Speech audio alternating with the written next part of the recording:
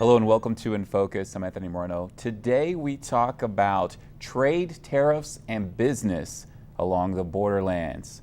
Our guest is Jerry Pacheco. He is president of the Border Industrial Association, also executive director of the International Business Accelerator, and Mr. Pacheco writes a column for the Albuquerque Journal titled Business Across the Border. Thank you so much for joining us. Thank you, Anthony. Always a pleasure. Now, I want to start off with some good news. You have a new business relocating to Santa Teresa. Yes, we have a new corrugating operation, which makes cardboard for packaging. They also have their own printing operations called CSI. Company out of Renton, Washington, Seattle suburbs, wanted to be here at the border. We fought for this deal for 4 years, and they finally signed on the dotted line. They're setting up their production plant right now. So we're looking for New Mexicans to fill these jobs. Now, I want to talk with you about the tariffs that the Trump administration has announced on Mexico, Canada, and the European Union as well. You have wrote that you are very concerned about these tariffs and how they may impact business along the border and across the world. Could you share with us, why are you so concerned? Because it's not a black and white matter. Supply chains, particularly let's say on the border, are so integrated. You may have a Santa Teresa-based manufacturer that's supplying an OEM, a buyer in Mexico, but they're using components maybe from Taiwan. They might have some from China. They might have some from Germany. Any tariffs wholesale against a country is going to disrupt that supply chain. Plus, a lot of people don't know, and I always say this, New Mexico is a major automotive production base, and that tends to freak people out because you never think of New Mexico as an automotive production base. But in Santa Teresa, we have a multitude of companies that are supplying the automotive industry in Mexico, or they're bringing stuff out of Mexico and distributing it. So these tariffs that I think the administration views in a black and white manner cannot be viewed that way. You see the disruption, and perhaps even worse than the actual tariff is the day-to-day confusion of trying to operate in this business environment when you don't know what the administration is going to do next. Now, President Trump has tweeted out that the U.S. is losing billions in trade deals.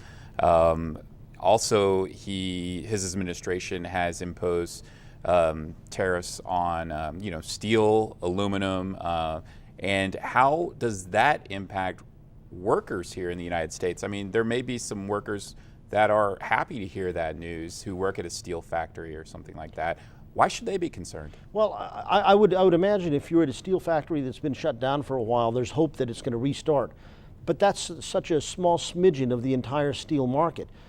You have to look at the value-added production of that raw materials. Stampers, slitters, metal fabrication companies. Those are the companies that are going to get hit hard with these tariffs. And there's many more workers in that tier of industry than they are making the iron ore into steel. So the effect is much more pronounced of on that sector, on many more workers that the administration is doing.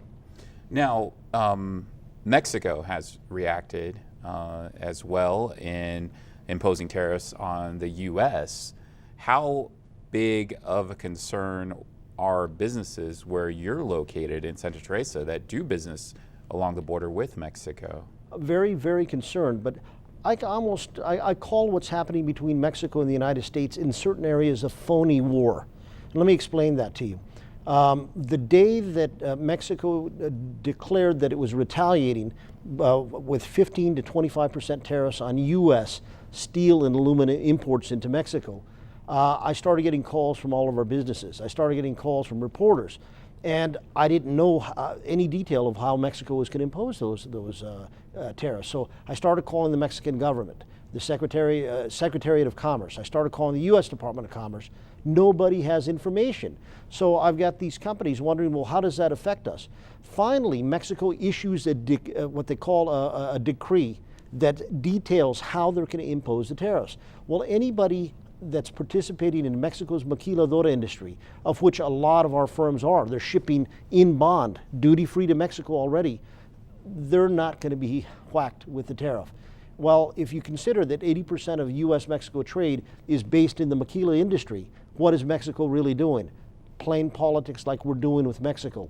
Because Trump did the same thing to them, but there's so few Mexican steel and aluminum imports that come into the United States that it really is more political than anything. However, the confusion of trying to find out whether you're affected, how are they applied, I got to get together with my lawyer and accountant, it's not good for the business environment. Now, the European Union also has said that they're willing to retaliate as well. How is this going to impact the business? I mean, you ever get the feeling that it's us against the world? And that's what's happening right now. I mean, how do we as a nation, how did we get to a point where Canada's an enemy? I mean, we talk about the West Europe being our great allies and we have this great relationship with the UK. I say that probably the United States has the warmest relationship with Canada of any nation, in our world here. And to get Canada in a position where they're questioning why the president's using national security as a method by which to impose the tariffs, which is what he's doing because we're breaking all World Trade Organization laws and we're impinging upon NAFTA, and he's saying it's national security. Canada outright says that's ridiculous. Yeah, we're going to invade the United States from your northern border. We're lucky to have Canada there, and we're lucky to have Mexico as a partner in the south. It's just it's a hollow political. It's got a hollow political ring to it. Now, Canada's Prime Minister Justin Trudeau has been quoted as saying that they will retaliate dollar for dollar on any tariffs that the United States places on Canada. Canada, Mexico, the United States involved in NAFTA. Obviously, President Trump has made no secrets about his dissatisfaction for that current deal. How do all these tariffs and these, what you call, the rhetoric that we've heard so far from the president and also the countries that we're involved with, how is that impacting the current negotiations with renegotiating NAFTA? Well, that's been punted until after the midterm elections and I think the elections in November. Let me give you an example of how it affects us, not in the United States, but outside our borders. We have an election coming up in Mexico now in July. And the negative rhetoric that we seem to always aim at Mexico, it seems like every week the administration comes out with something, is influencing the far left in Mexico, and it's emboldened the far left. If you look at the polls, AMLO, Andrés Manuel López Obrador, who's run for president before, and he's very left of the center, is leading the polls, if you believe them, by 20 points. It appears that he's going to win. Now, I'm not saying that's good or bad, but certainly if you take his past and his rhetoric contrary to the United States, we may have no cooperation on immigration. We may have no cooperation on border security. He may just say, you're not going to treat us like this, and fine, cancel NAFTA. We have an open border at the south. I'm not saying that's going to happen, but it could, and that's affecting us. We're not making any friends with our traditional allies, with the population of our traditional allies, by this negative rhetoric. How is this rhetoric from the Trump administration, really impacting the United States standing in the world as a trade leader? Oh my goodness. The post-World War II kind of regime, the world regime in terms of trade and politics and what have you, the U.S. has always been a leader. It's been a leader from a political standpoint in terms of promoting democracy, and of course capitalism is part of that strategy. We've been a leader and we've been the go-to nation, and we've convinced the world, especially after the Soviet Union fell, that the democracy and capitalism are the two political and economic systems that work in the world, that generate wealth and provide for the well-being of your citizens. We have just backtracked from that whole strategy, and I don't think the world is viewing us as a leader, at least from an intellectual standpoint, economic or political. I think the world still fears us because we're such a powerful nation from a military standpoint. But our image in the world, from everybody I've talked to, I've hosted Afghan ministers in my office, I've hosted German journalists, I've been to Mexico, I was in Mexico yesterday all day long. I don't think anybody is viewing us with any kind of envy at this point in time. So what happens when the United States, should it lose its standing in trade across the world? How long does it take to recover from something like that? I think it's going to be a long time. And especially when you mention trade, Anthony, China is right there at the doorstep, willing to step in and fill the void. And they're doing that. The Chinese presence in Latin America is just gone up exponentially. Where we're pulling back and we're attacking our allies, China's stepping into Latin America because it sees a trade relationship as a good way politically to be involved in the region. Plus, it's a great way to tap into the talent of the Latin American workforce and all of the natural resources that they have there that this huge Chinese economy is going to need. I can't see any bigger gift that we could have given to China than becoming isolationist in our approach to the world. Now, President Trump, a lot of his argument was that we're, getting taken advantage of by China.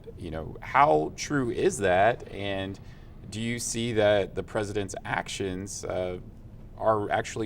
are they doing China a favor when it comes to trade? With any nation, any kind of bilateral relationship you have in trade, there's going to be honest sectors. There's going to be cheaters, and China certainly has been one of the biggest cheaters in the world in terms of stealing intellectual property from U.S. companies, being heavy-handed in the way they deal with the manipulation of their currency. All of that is true. Okay. And I would support the Trump administration in bringing China to the negotiation table to take care of that.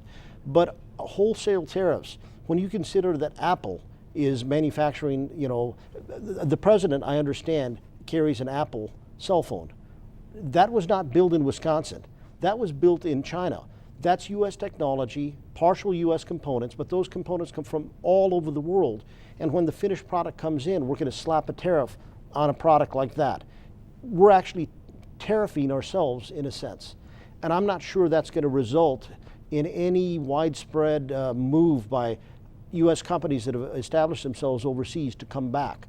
But it really is just, right now you've almost got to be a nuclear physicist to understand how the tariffs are affecting this company, that company. The world is based on supply chains that are so integrated. And like with Mexico, our relationship with China is the same way.